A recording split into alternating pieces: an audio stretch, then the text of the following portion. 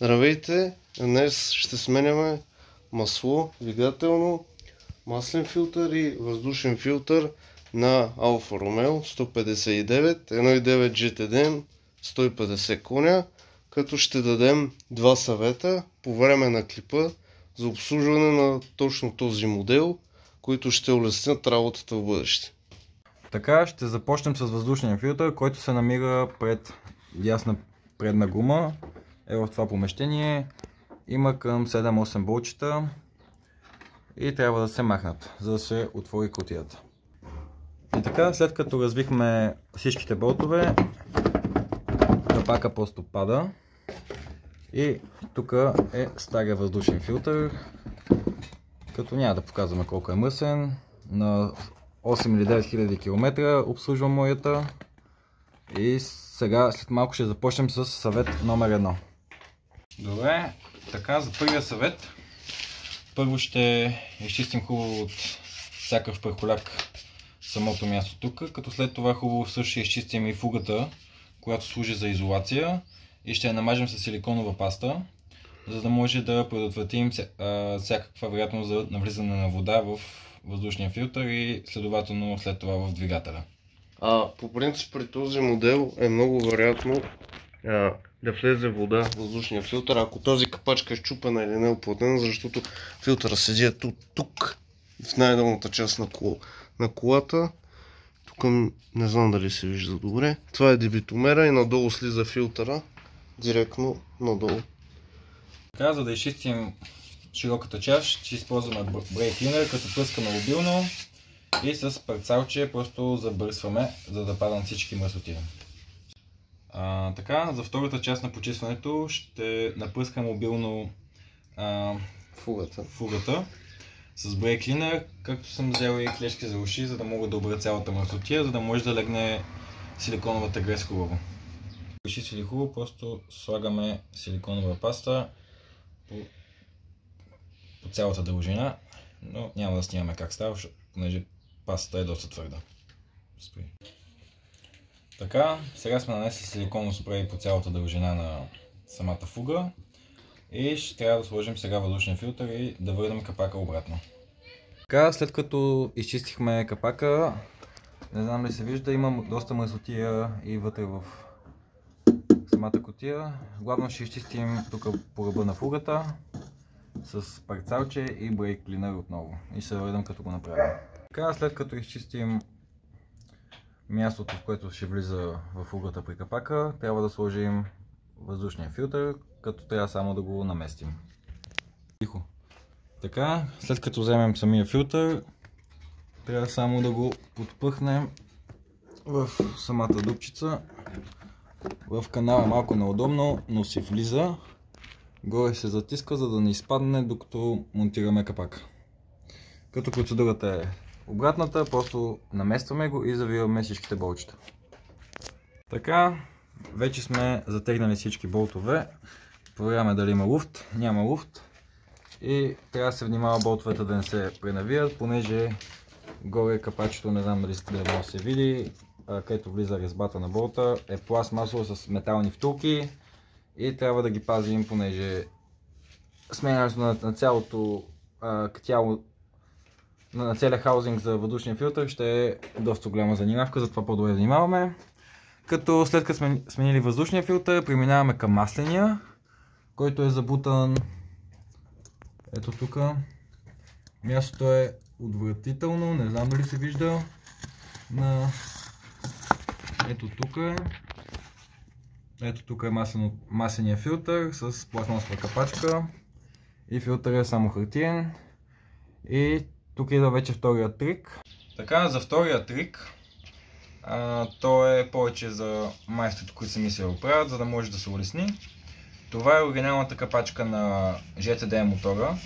Както виждате, има някакви зъбчета за вложка, но след като купихме специален комплект за маслени филтри, нямаше тази вложка и трябваше да се сваля с тези теникирите универсалните, което заради самото разположение на масленото тяло е отвратително и доста време отнемаше. Затова Купихме второ маслено тяло от опелски двигател CDTI, ако не се лъжа,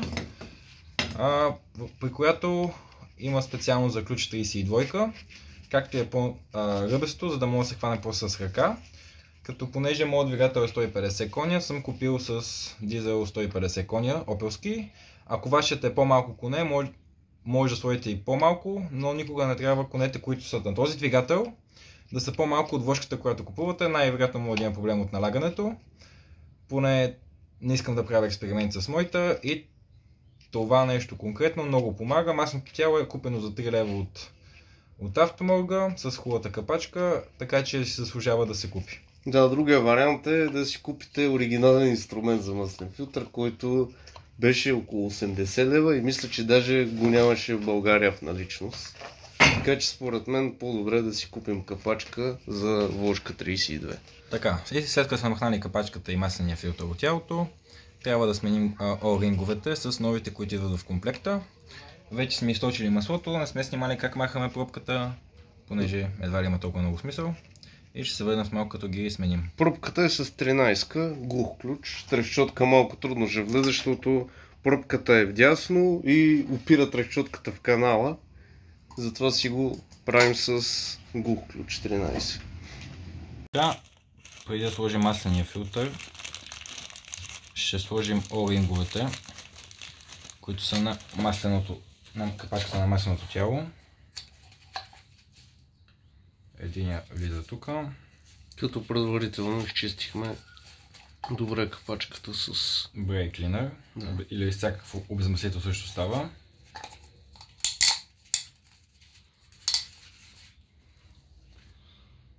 И както най-вероятно всички знаете и е известно, като сложим о-ринговете, трябва да ги намажем с ново масло, също става и с старо.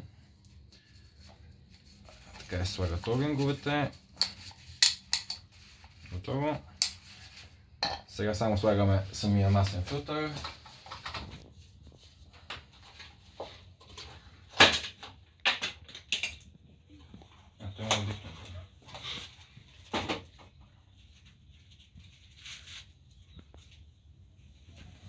Слагаме и самия маслен филтър,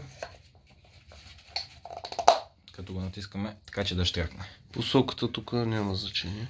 Да, посоката няма значение. Готова е. Единственото нещо, което трябва да се направи, е да се намаже с ново масло, което още не е отворено, така че се позабавим и да се завие капачката. Така, в нашия случай, понеже стария болт на пробката беше много заоблен, купихме нов и сменяме и дихтунката, разбира се, като сме взели такава с гумена, която се води среден към висок клас поне. И оригиналната е същата. И сега първо завиваме пробката на ръка, колкото можем. Айде, това е толкова мазно, че... Одеве казах, че трещотката опира в канала, всъщност е опирала в рамата на колата. И затова е по-удобно с глух ключ. Добре, хванат резбата. И в нашия случай просто вземаме ключ, за да го затегнем. Ако имаме трещотъчен, ще е по-добре. Но трябва да е доста маничък. И след като го затегнем, ще се върнем отново. Имаме пробката. Да. И да ред да сложим масления филтър, там откъдето го изкарахме. Най-вероятно няма да се види, така че ще снимаме как го затягаме само. За да видим филтъра. Намира се над дясната полоска, може да се стигне до него отгоре, така го извадихме. Но по-лесно е да бръкнем от тук, но трудно е за снимане, затова просто показваме къде се намира. В някои клипове съм виждал, че свалят и гумата, според мен това е напълно излишно, има си достъп и от тук. Отвънка на носача си има доста място. И сега последната стъпка е да налеем маслото. 4,6 литра събира този двигател. 1,9 GTDM 150 коня.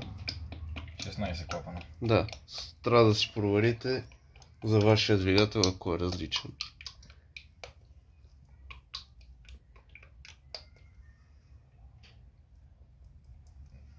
Така сипва масло, най-добре с фуния да не оливаме навсякъде.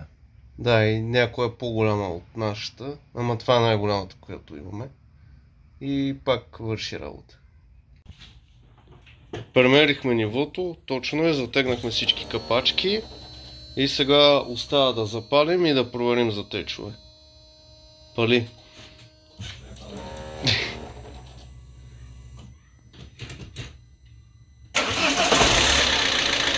Еми, работи добре.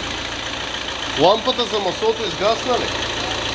Лампата за маслото е изгаснала и остава само да се кара и това е за днес.